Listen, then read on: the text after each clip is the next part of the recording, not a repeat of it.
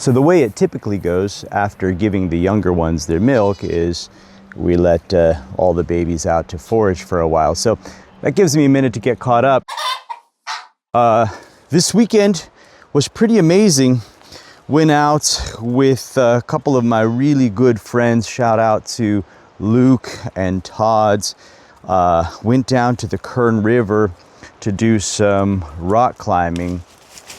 This was our first time doing any kind of multi-pitch stuff. We had hired a guide earlier in the year to help us get into lead climbing sport routes. So this was kind of a natural progression. Todd had scouted sort of a slabby route, as I mentioned, out by the Kern River. And we got all our gear and we prepared for a weekend of camping and climbing, and it was phenomenal. And there's a couple of things that I want to spotlight as I talk about this weekend. And really the first thing I've already touched on, and that is the incredible blessing of being around people that help you grow. People with whom you have a shared interest or trajectory, and maybe most importantly, a shared intention to progress along that trajectory. So when you get to a climbing destination, you know, oftentimes there's distance between, let's say, the place that you park, grab all of your gear, and the place that you actually climb. They call that the approach. And sometimes the approach itself can be kind of hairy. This wasn't particularly scary, but it's a very steep approach to the base of this kind of a dome is what we ended up climbing. So that was quite a warm-up, just getting up there. Then once you're at the base and you start getting set up and you start looking at all the different routes, that's really when it starts to get both exciting as well as nerve-wracking, because you're gonna do the thing. And that's another place where friends really come in, is in reframing that anxiety and turning that around until it becomes excitement. Shared excitement, which I think is really, really critical. So we put our harnesses on and we start with some of the easier grades and we begin our climb. And it was great fun. And as you're starting to feel out those routes, right off the bat, that's where those honest assessments come in. Are we in over our head? Are these routes that we can safely and reasonably accomplish? Now, ultimately, that comes down to the individual climber. I think the best partners are those who encourage us to push past our comfort zone while at the same time reeling us back in when they sense that maybe we've gone too far. And more often than not, that kind of constructive discouragement is really about inviting a conversation. And I think that's what the crux of this conversation with you is about. What happens when your beliefs about the people that you love are compromised by their choices? What if flying for somebody that you love means a break with your sense of what is best for them? Well, look who came to relax. Little Victor. All parties involved need to be clear on their no-go line. This is a boundary that can't be crossed. I will not be held back when it comes to this particular thing. I cannot support somebody else doing this particular thing. I think it's also crucial that we are separating the thing from the person. So I can love and care for and admire and encourage all of the things within you that remain in alignment with the shared trajectory that we both possess. But when it comes to that thing that represents a conflict with my no-go, I'm not there for you.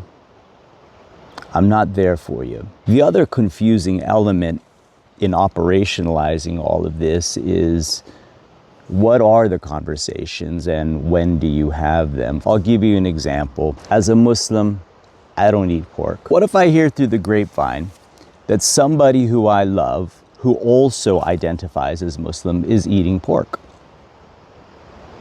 Do I give that person a call and say, hey man, you really shouldn't be doing that? I don't think that's the first step. I think the first step might be to get into conversation with other people who know me and know this person and just talk about possibilities. How can we be supportive while maintaining our boundaries? How often is this really going to come up in our relationships? Is this pork eating issue really even a thing? Do we ever go out to dinner together where pork is on the menu such that we might be compromised? Or are we content to just simply leave this guy to his bacon? And like everything else, it's so subjective. But I think we approach objectivity, at least incrementally, in the consultation with others. Sometimes we can just be too close to the issue and we lose perspective. On this particular trip, we were climbing higher than we've ever climbed before. We were climbing a route that we've never climbed before. We did not have the area sufficiently mapped out, and we were bringing habits into the situation that we had built on much shorter, easier routes. Come on down, goats! Here they come. That was Cloud. That was Cloud. There's Singe. Oh, I'm missing two more. There's Victor. Come on, Victor. And there's little Jude. Well, I'm not going to get into detail on this, but we had a pretty significant mishap where we actually ran out of rope. Now, what does that have to do with all of the other stuff? Old habits aren't always what is suitable for new situations. That is where conversation and good company comes in.